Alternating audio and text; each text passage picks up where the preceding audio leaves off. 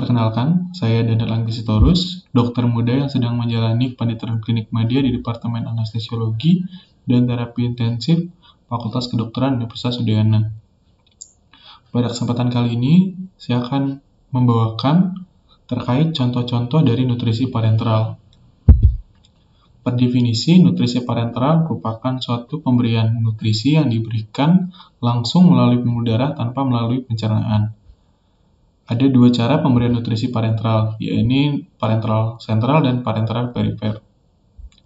Untuk contoh-contoh dari nutrisi parenteral, yang pertama adalah maltose 10%, di mana maltose 10% ini dalam 1 liternya mengandung karbohidrat berupa maltose 100 gram. Nah, ini ada contoh gambarnya, yaitu maltose 10% dalam sediaan 500 cc. Indikasi pemberian maltose adalah pasien malnutrisi dan pasien yang membutuhkan asupan cairan dan karbohidrat sebelum atau sesudah operasi.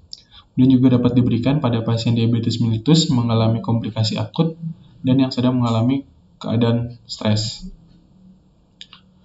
Untuk dosis dan pemberiannya, maltose 10% ini diberikan dengan dosis 0,3 gram per kilogram berat badan per jam melalui intravena.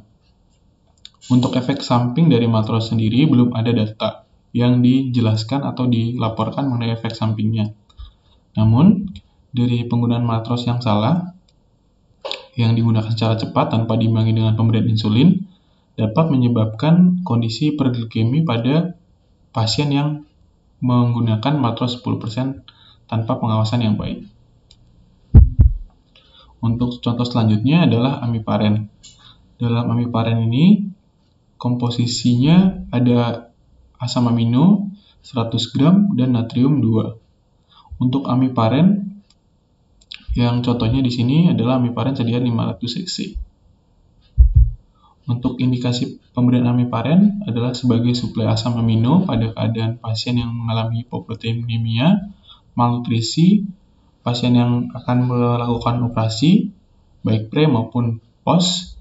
Kemudian untuk kontraindikasinya, amiparen sebaiknya tidak diberikan pada pasien yang mengalami hipersensitif terhadap amiparen, pasien yang memiliki gangguan fungsi ginjal, dan juga pasien yang memiliki gangguan fungsi hepat.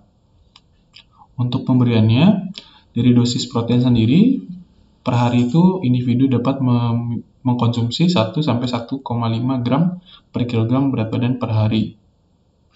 Jadi dari amiparen sendiri dapat diberikan dalam bentuk cairan, yaitu 10-15 ml per kilogram berat badan per hari. Dari amiparen sendiri dapat memiliki efek samping berupa mual, muntah, nyeri kepala, dan nyeri perut. Untuk contoh selanjutnya adalah intrafusin 10%.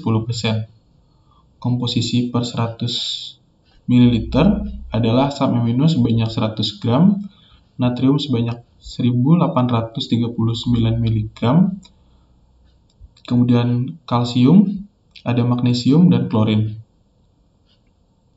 Contohnya di sini adalah intrafusin 10% dalam cairan 500 cc.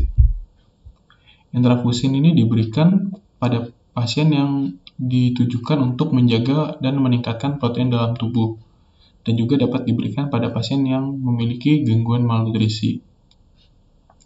Untuk kontraindikasinya, sebaiknya tidak diberikan pada pasien yang mengalami reaksi hipersensitivitas, kemudian penderita yang memiliki gangguan fungsi ginjal, dan penderita yang memiliki gangguan fungsi hepat.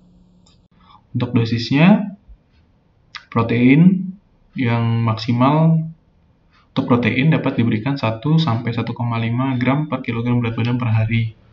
Namun maksimal dapat diberikan hingga 2 gram per kilogram berat badan per hari.